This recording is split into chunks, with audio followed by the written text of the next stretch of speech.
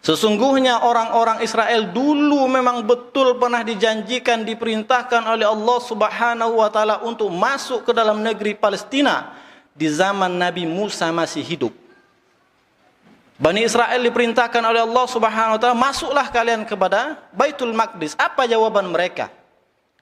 Qala fadhhab anta wa rabbuka faqatila inna hahuna qa'idin. Apa jawaban Bani Israel ketika itu?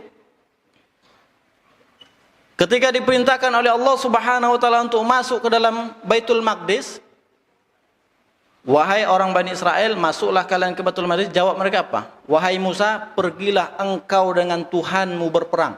Kami tak mau. Kami tidak mau masuk ke dalam Baitul Maqdis. Pernah memang diperintahkan oleh Allah Subhanahu wa taala untuk masuk ke dalam Baitul Maqdis, tapi kemudian mereka menolak, akhirnya dilaknat oleh Allah Subhanahu wa taala. Akhirnya mereka tidak punya satu tempat pun untuk bermukim.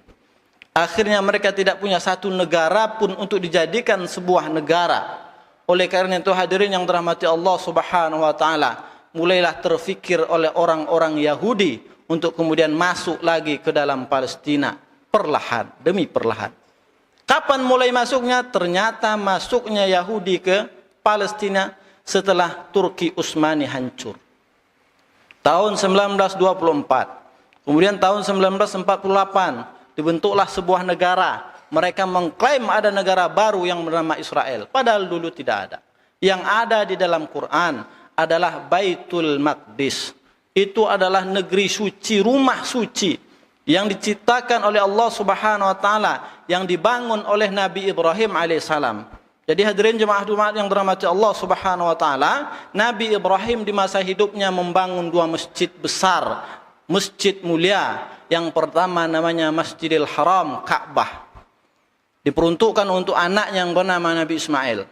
Yang kedua namanya Masjidil Aqsa, kemudian diwariskan kepada anaknya yang bernama Ishak.